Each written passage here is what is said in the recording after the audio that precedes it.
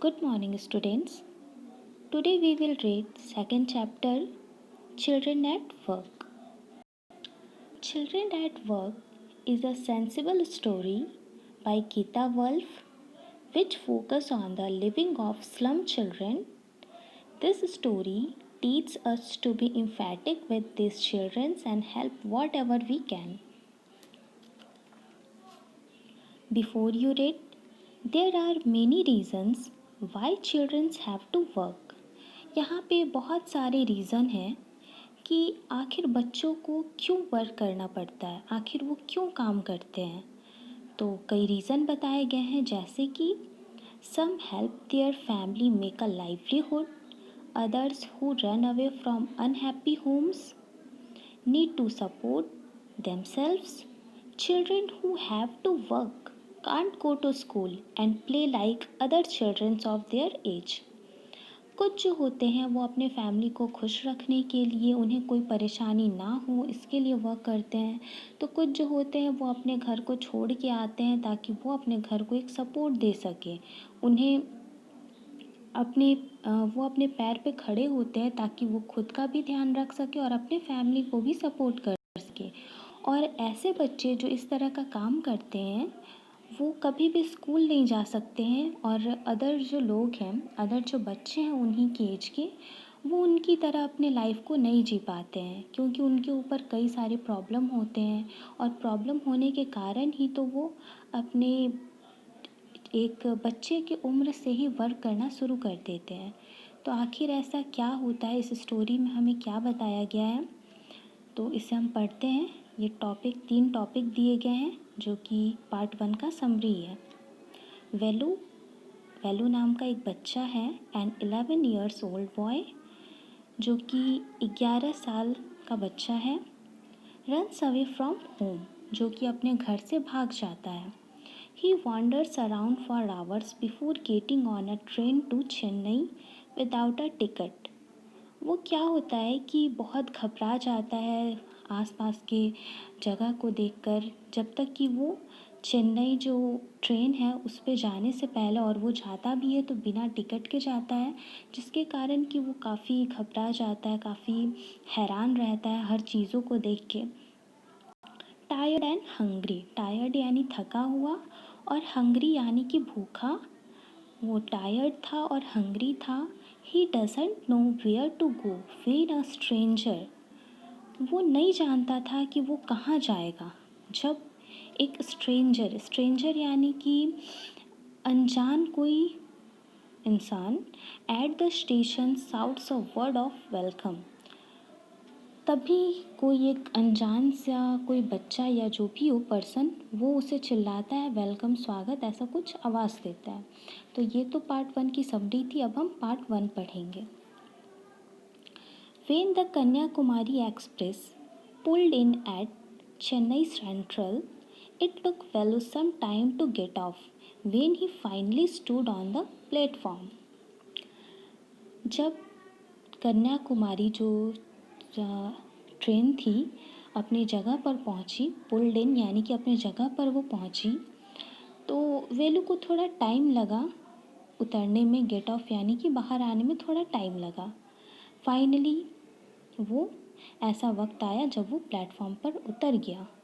His legs felt wobbly, उसके जो पैर थे वॉबली यानी कि हिल रहे थे, वो वॉबली हो रहे थे, हिल डुल रहे थे। As if he was still on a moving train, और ऐसा लग रहा था जैसे कि वो अभी भी मूविंग ट्रेन में है, यानी कि जिस जगह पे वो खड़ा है वो ऐसा लग रहा था कि वो अभी तक हिल रहा है। जैसे ट्रेन चलती है तो हमारा बॉडी मूव करता है, ठीक वैसे ही वेलू को भी फील हो रहा था कि उसकी बॉडी जो है वो मूव कर रही है। ओए, out of the way, a porter went by with a loaded trolley. Velu jumped aside. तभी किसी ने चिल्लाया, ओए साइड हटो। पोर्टर यानी कि जो कूली होता है, जो सामान को ले जाता है, तो वैसे ही वो ट्रॉली लिया हुआ था, पूरी तरह से लोडेड था, और वो चिल्लाता है कि ओए साइड हटो। तो वेलू जो है वो जंप करके दूसरे साइड आ जाता है। He sat on a bench on the platform putting his small bundle down. वो प्लेटफॉर्म पे एक बेंच लगा हुआ था, वो उस पर बैठ जाता है और अपने स्मॉल बंडल को नीचे रख देता है। उसके साथ कुछ थैला था, उसे नीचे रख देता है। इन ऑल हिज 11 ईयर्स, उसके पूरे 11 साल में, चूँकि वो 11 साल का था तो उसकी एक्सपीरियंस भी वो 11 साल की थी। He had never seen so many people, तो उसने आज तक अपने लाइफ में इतने सारे लोगों को नहीं देखा था, except once a year at the fair in his village. Fair का मतलब होता है कि मेला, और एक्सेप्ट यानी कि एक समय को छोड़कर एक साल जो है ऐसा हुआ था कि वो मेला में गया था, जिसके कारण कि उसे इतनी भीड़ देखने को मिली थी। उसके बाद वो फर्स्ट टाइम इतनी भीड़ देख रहा था, क्राउड देख रहा था। People walk by bumping into him with their suitcases. Bumping का मतलब होता है कि टकराना। अब वो बेचारा बैठा था बेंच पे और जितने भी लोग आ रहे थे, चल रहे थे, वो उससे टकरा रहे थे। उस उन लोगों का जो सूटकेस था, ट्रेन स्टेशन पे तो वैसे भी भीड़ होती है, लोग अपना सामान लेके इधर उधर जाते हैं। कोई ट्रेन पे चढ़ता है तो कोई ट्रेन से उतर कर के जाता है। तो काफ़ी भीड़ थी और उसे धक्का लग रहा था, टक्कर खा रहा था। अ वॉइस अनाउंस्ड, और एक वॉइस जो है वो अनाउंस हो रही थी, आवाज़ आ रही थी। Something on a loud speaker, कुछ लाउड स्पीकर पर आवाज़ आ रही थी। Near him a group of people set on their luggage, और वहीं उसके पास में कुछ लोग भी बैठे थे जो अपना अपना सामान यानी कि लगेज वगैरह लेके बैठे हुए थे। Looking at a TV hanging from the roof, the noise was terrible, और वो लोग कहाँ देख रहे थे, जो दीवारों पे कहीं कहीं टंगी हुई थी बड़ी बड़ी टीवी, वो उसे देख रहे थे। और वहाँ का जो आवाज़ था वो बहुत भयानक था, बहुत टेरिबल था, बहुत अजीब था। तो ये वेलू जो था अपना, वो क्या उसका एक्सपीरियंस था उस समय का, क्या उसने देखा, कैसा फील किया, उस चीज़ को वो शेयर करता है। Velu put his head down on his knees, Velu जो है अपने हेड को डाउन करता है यानी कि सर को झुकाता है अपने नीज यानी कि घुटनों पे। फीलिंग मिजरेबल एंड एग्जॉस्टेड, अब क्या होता है कि वो बहुत अजीब ख़राब फील कर रहा था, बुरा लग रहा था, उसे बहुत ख़राब लग रहा था, और वो एग्जॉस्टेड था यानी कि वो बहुत थका हुआ भी था। तो काफ़ी उसे अच्छा फील नहीं हो रहा था, उस समय बैठा हुआ था हेड डाउन करके। He had run away from his village 2 days अगो, वो अपने घर से भागा था कब, 2 दिन पहले ही, 2 दिन हो चुके थे उसे भागे हुए वहाँ से। For 2 days he had eaten nothing but some peanuts and a piece of jaggery, और वो 2 दिनों से कुछ नहीं खाया था सिवाय पीनट्स, पीनट्स यानी कि मूंगफली के दाने, और जैगरी यानी कि गुड़। मूंगफली के दाने और जैगरी खाया था, जैगरी के कुछ टुकड़े, यही खाया था बेचारा, और वो कुछ नहीं खाया था। In his bundle he carried a shirt, a towel and a com, और वो अपने बंडल पे, यानी कि पहले ही हमने जाना कि वो बेंच पे बैठा था तो अपने किसी बंडल को लेके बैठा था। तो उस बंडल में उसने क्या कैरी किया था, क्या लिया था उसमें, तो एक शर्ट था, एक तौलिया था और एक कंघी थी। इतना चीज़ वो लेकर के आया था। He had walked for most of the first day to Kannur and then got on the train to Chennai, वो जो है काफ़ी टाइम तक इधर उधर घूमा। फिर फर्स्ट डे वो जो था कन्नूर, वहाँ से चेन्नई की ट्रेन पकड़ा था। Velu had no money for a ticket but luckily the ticket collector didn't come to the unreserved compartment, अब वेलू के पास तो पैसे थे नहीं कि वो टिकट खरीद पाता, और ऐसा हुआ, ऐसा उसका लक था, उसका लक साथ दिया कि जो उस अनरिज़र्व कंपार्टमेंट था जिसमें टिकट लेकर भी चले जाते हैं, वो रिज़र्व नहीं होता, अनरिज़र्व कंपार्टमेंट में वेलू चढ़ गया, और उसका लक था कि वहाँ पे टिकट कलेक्टर जो था वो चेक करने नहीं आया। He had tried to sleep on the floor near the door, उसने बहुत ट्राई की यानी कि कोशिश किया कि वो जो ट्रेन की जो डोर होती है वहाँ पे वो सो जाए। A group of man next to him had played cards and shouted all night. लेकिन उसी के पास में एक आदमियों का कुछ ग्रुप था जो पास में बैठा हुआ था, और वो लोग कार्ड्स खेल रहे थे और पूरी रात चिल्लाते रहे। शाउट यानी कि चिल्लाते रहे, आवाज़ आती रही। ए व्हाट न्यू टू टाउन ये called out a rough voice. और तभी किसी की आवाज़ आई, बहुत ख़राब सी, बहुत अजीब सी आवाज़ आई कि क्या ये नया जगह है। Velu opened his eyes. Velu ने अपना आँख खोला। There were a lot of people standing around. और जब उसने आँख खोला तो देखा कि वहाँ पास में बहुत सारे लोग थे, but nobody at looking at him. तो उसने जब आँख खोला तो देखा कि यहाँ तो बहुत सारे लोग हैं लेकिन कोई उसकी तरफ नहीं देख रहा था। हियर ए, तो वो बोलती यहाँ ए। ही टर्न्ड अराउंड, अब फिर वो पीछे मुड़ा। Behind him was a girl around his own age. और जब वो पीछे मुड़ा तो उसने देखा कि उसी के एज की कोई लड़की है जो उसे आवाज़ दे रही थी। Wearing a long baniyan that came down to her knees. और उसने एक बनियान पहनी हुई थी और वो बनियान इतनी बड़ी थी कि उसके नीज यानी घुटने तक पहुंच रही थी। Her hair was stiff and brownish and she had a huge shake on one shoulder. और उसके जो बाल थे वो बहुत वो उलझे हुए थे और ब्राउनिश टाइप के थे। और उसके एक कंधे पर एक थैला, बड़ा सा थैला था जो कि उसने टांगा हुआ था। She was picking up dirty plastic cups from the floor and stuffing them. वो क्या कर रही थी कि प्लास्टिक वगैरह, प्लास्टिक कप्स जो थे वो उठा रही थी, ज़मीन पे जो पड़े हुए थे उसे उठा रही थी और उसे उसी थैले में रख रही थी। इनटू हर शेक, वो अपने थैले में उसे रख रही थी। Why is she calling me, thought Velu. Velu सोचता है कि अरे इसने मुझे क्यों आवाज़ दी। And why is a girl wearing a baniyan, और इस लड़की ने बनियान क्यों पहना है। No need to stare stupidly, what's your name. तो वो लड़की कहती है कि पागल हो क्या, इतने बेवकूफ़ हो क्या तुम कि इतने अजीब तरीके से मुझे घूर रहे हो, इसकी कोई ज़रूरत नहीं है, तुम्हारा नाम क्या है।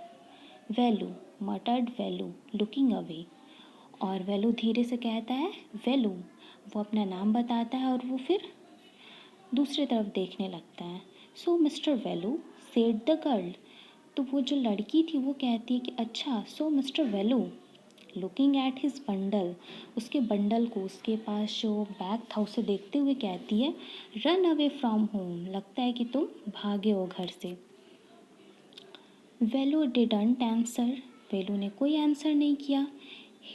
ही didn't want to tell some strange girl what he had done. वो किसी भी स्ट्रेंज यानी कि अनजान लड़की को बताना नहीं चाहता था कि उसने क्या किया है। He had run away because he could not stand his father beating him for one more day. वो अपने घर से भागा था, ये वो किसी को बताना नहीं चाहता था, और स्पेशली स्ट्रेंज गर्ल को, अनजान लड़की को। और वो वहाँ पे एक दिन और भी मार खाने के लिए अपने पापा से एक दिन और मार खा नहीं सकता था, इतनी हिम्मत अब उसमें नहीं बची हुई थी। His father would snatch away all the money Velu and his sister earn and spend it on drink. Snatch का मतलब होता है छीनना, और बीटिंग का यानी कि मारना। तो उसके वो जो वेलू था वो अपने फादर से और ज़्यादा मार नहीं खा सकता था। और वेलू जो था, वेलू और उसकी सिस्टर, उन दोनों का पैसा जो वो कमाते थे वो उसके फादर छीन लेते थे, स्नैच अवे, यानी कि वो उनसे छीन लेते थे।